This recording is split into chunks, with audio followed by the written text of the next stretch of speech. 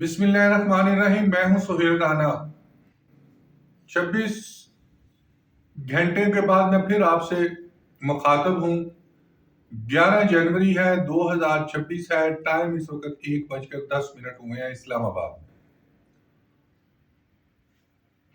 وزیر اعلیٰ کے پی کو حیدرآباد سے کراچی آتے ہوئے اغوا کرنے کی کوشش۔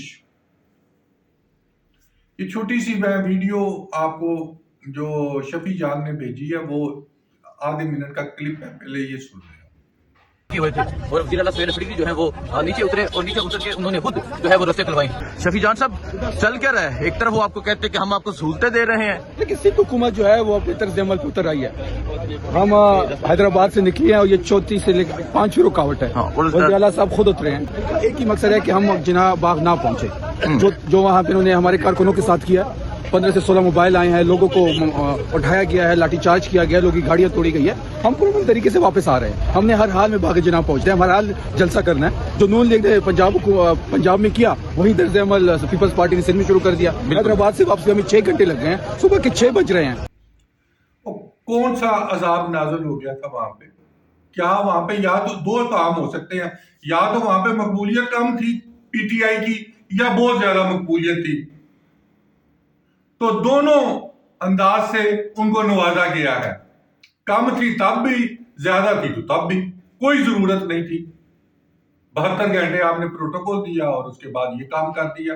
ابھی 2-3 گھنٹوں کے بعد ان کا جلسہ ہے 5 بجے کے قریب قائد اعظم کے مزار پہ۔ اور دوسرا جو بڑا ہی افسوسناک واقعہ صبح ہوا ہے، شادی والے گھر میں دھماکہ اور 6 جو ہے نا دلہا دلہن سمیت زندگی کی بازی ہار گئے ہیں۔ یہ دھماکہ ہے یا کچھ اور ہے؟ یہ سیکورٹی ایجنسیز کیا اس پہ بتائیں گی؟ اس وقت تک کچھ نہیں بتائیں گے تاکہ وہ جو ہے نا سنسنی نہ پیدا ہو۔ دھماکہ یا سلنڈر، 6 جان بحق، دلہا اور دلہن بھی شامل ہیں، دلہا کے والد بھی والدہ بھی شامل ہیں، اور گھر مسمار ہے۔ G72 کو جو سمجھتے ہیں وہ سمجھتے ہوں گے یہ کیا ہوا ہے۔ اور تیسری طرف ایران میں 44-45 سال پہلے امریکہ ہی مولویوں کو لایا تھا، آج امریکہ نے مولویوں کو بھگا دیا ہے۔ اس وقت ایک اسلامائزیشن کا دور تھا، یہاں سے ذوالفقار علی بھٹو کو نکالا، ادھر شاہ فیصل کو قتل کیا، ادھر ایران میں شاہ رضا پہلوی کو نکالا، اور اب ان سب کو واپس لا رہے ہیں۔ تو آنے والے جو 48 گھنٹے میں کیا ہوتا ہے، اور یہ دیکھ لیں کہ عرب امارات کدھر کھڑا ہے اس وقت اور سعودی عرب کہاں کھڑا ہے۔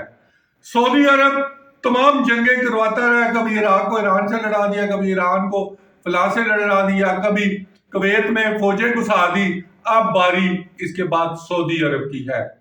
تو میری آپ سے درخواست ہے کہ آپ بار بار یوٹیوب کو فالو کریں۔